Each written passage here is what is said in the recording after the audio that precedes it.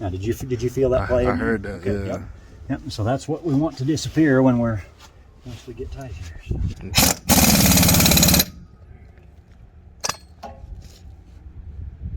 Yeah, the play's going. Yeah, I ain't hear that though.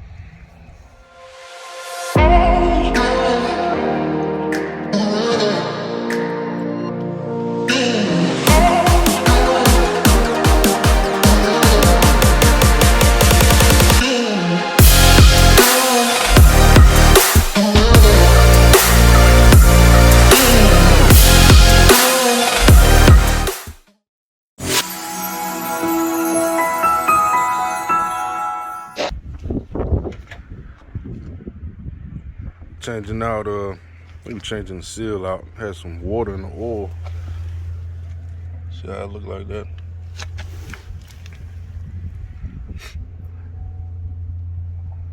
Gonna change that out. Dude really looking out, man. He ain't had to do all this stuff. So I'm gonna sit here try to get some schooling. You know what I mean? Gotta take all them wheels off. I think. So you got that propped up there. All you do is put it up under the airbag, put the air to it. You drain the air, put the blocks under the airbag, put the airbag to it. It'll lift it right up. Just in case I ain't know how to do that. I'm gonna have to get some of those. Taking that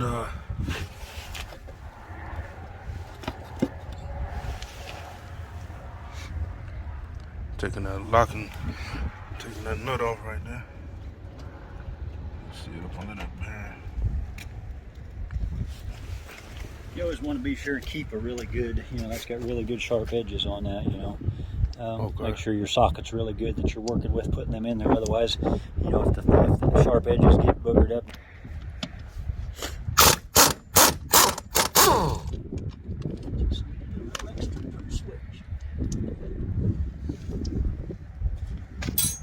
Now what we've done is we've separated the rotor from the hub. The rotor from the hub. These right. bolts, that's what these bolts here, they hold the hub to the rotor. Okay. Anyway, get that split up and we'll come in here with our little dolly and wheel them babies off there. Yeah, see, he got all the tools. I guess I should have stuck that underneath there before. You want to push on the pallet? To the tree.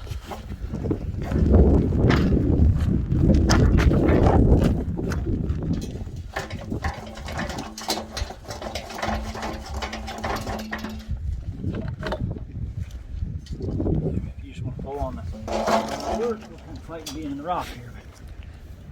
So that accesses the backside where your wheel seal and everything is.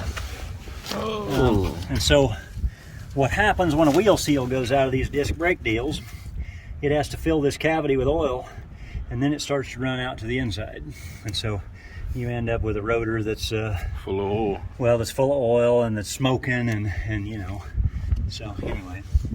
But then also then on the brake end of it, the brakes are just simple.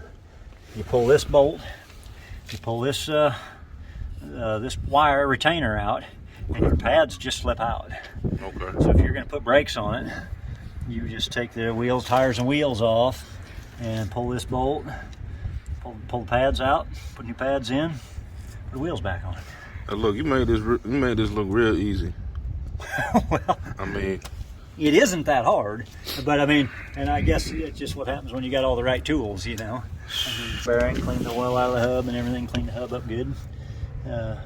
You just gotta pop this out. Yep, exactly. Right That seal, that's the wheel seal. Yep. So, if you ever have a wheel seal go out, that's what it is. And so that's what I was telling you about the proper seals. They got to be the 46-300 seals. Okay. This seal sits in here so close to this rotor, it's exposed to so much heat from the brakes that the 46-305 will physically fit in here, but it's not the proper seal. Okay. It's not designed for the disc brake heat. is designed for a drum brake that's got the heat a lot farther away from the seal.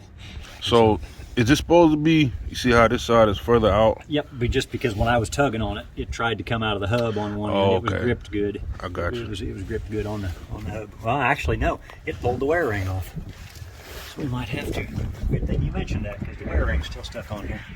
We'll have to. Oh yeah, that's part of the seal. That's part of the seal. Exactly right. Yeah. Oh, So okay. we'll have to pull this caliper off and get this stuff out of the way. Now, he's saying we got to pull this whole caliper off. Break everything. Everything got to come off so we can get that out of there. That's a part of the wheel seal. And it came off of here while he was pulling it out.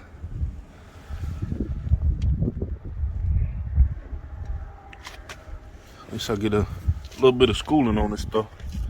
That's good. I got 17 more of these to worry about. You know what I mean? It's out, and then that rotor will flop out that way, and then your rotor can come off. Your caliper will flop out that way, and then the rotor can come off. This is all vital information. Right? Well, it's all the same front to back, so if you see it on one, it's the same the rest of the way through. The only difference is some axles are going to have a park brake chamber on it. Yeah. Or these don't. Those bolts, would I be able to find them anywhere? Like a Napa or? These? Yeah. Well, they're a metric, so they're a 10.9. They're a metric of some kind, a fine thread. You should be able to, I would say. Yeah. An implement dealer, John Deere or Case IH dealer, maybe ought to have them.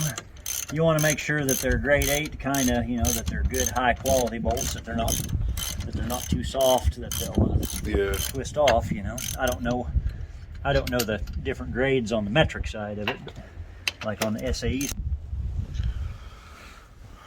Here's the rotor. Actually don't look too bad. We gotta clean this, that's a spindle, right? Yep, that's right. Clean the spindle off, get all the excess oil off of it. Yeah, and just the dirt mainly, you know. Some dirt, yeah. Yep. Stuff that falls in there as you're taking it apart, you know. Okay. So, yep. Squeaky clean. Seal out here. He just knocked it out the back. Yep. Set the bucket in here. Try to catch it. If we can. I'll show you after we get it out here where to hit on this.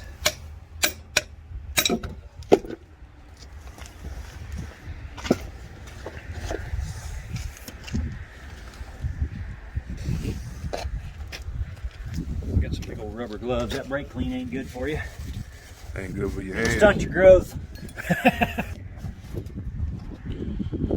Wash all this stuff in gasoline. Works about that. There's Lucas on it mixed in with the 7590 and that oil. Yeah. So it's a mixture of Lucas and Lucas engine oil treatment and 7590 gear oil. Okay. And that just seems to work best. You got everything washed off. Yep.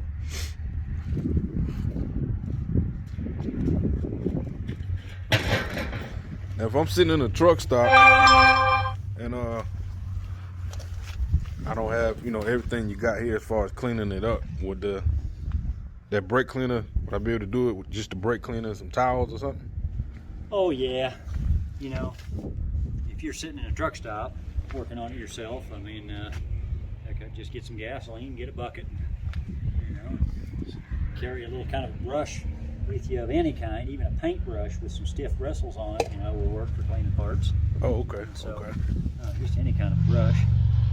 Of course, you can go to the farm supply store and buy them rubber gloves, you know, that come up to your wrists, and them are handy just to keep you out of some of the crap. Yeah. Stunting your growth and everything. Because that Lucas is some sticky shit. But I mean, that's what saves the wheel bearings. That's what makes everything last as long as it does. And so, And that gasoline cleans it right up. Yep. Okay. These smaller tires, being the 17.5-inch tires, they spin, you know, Wait for twice as fast as your tall fours and stuff on your truck. Yeah. And so, Mess around with you, man. I'm gonna be a mechanic. What's that? I said, messing around with you, I'm gonna be a Well, mechanic. yeah, I mean, there's a lot of my friends have learned by just by hanging around, you know. So. Yep. 212-049 is the inside bearing. Okay. And then 212-048 is the outside bearing, and they come with their respective races as well. And you drive the race in and out of the hub. So you see the ledge in there, so you get in there on that ledge right there that you can see, and you drive that outer race out, and there's a ledge in here, and you can drive this race in. And so when you're replacing the bearing portion, you should replace the race as well. Exactly right.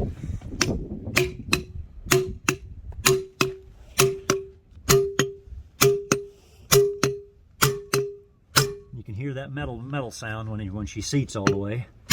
So, and then it should be level all the way around.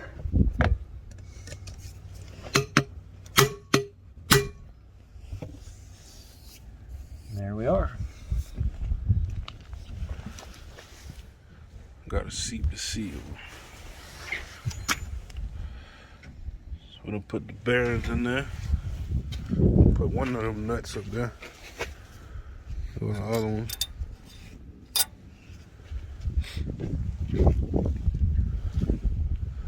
So now we gotta seat the seal.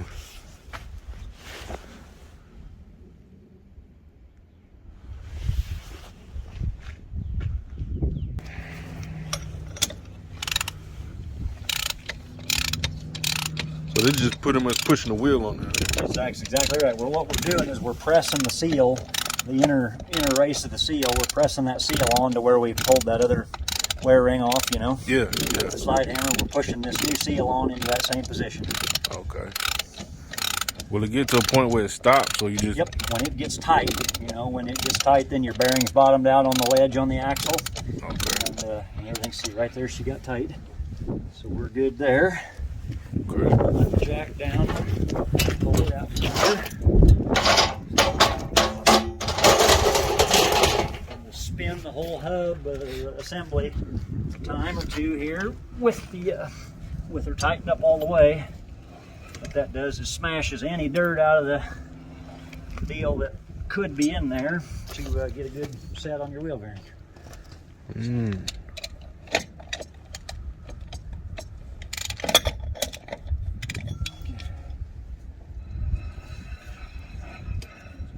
There. Okay, so come up here and push on this pretty hard. You don't want that to be there when you're done. So you end up, you snug it here, you back it off about 1/8 of a turn. Now you've got just a little bit of play in there. And by the time you stick the outer nut and everything else on there and get it tightened up, that play should disappear. Okay. If you still have play in it after this outer nut is on, then you've got to take everything loose and tighten this up another notch. Okay. And see, we don't quite line up with the tip that's on the deal here. This is offset. You flip that 1/2 a turn, and then you line up. So all those line up. Well, that one does. Yep. And so then if you needed it to go just a freckle tighter, you turn this over, and you gain 1/2 a hole. You tighten her up just a freckle. Yep. Oh, okay. Yep. So.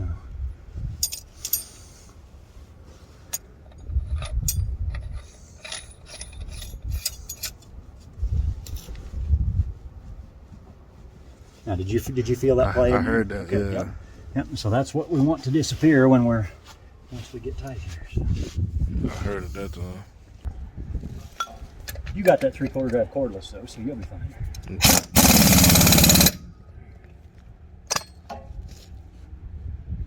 Yeah, the play's going. Yeah, I ain't heard that. Got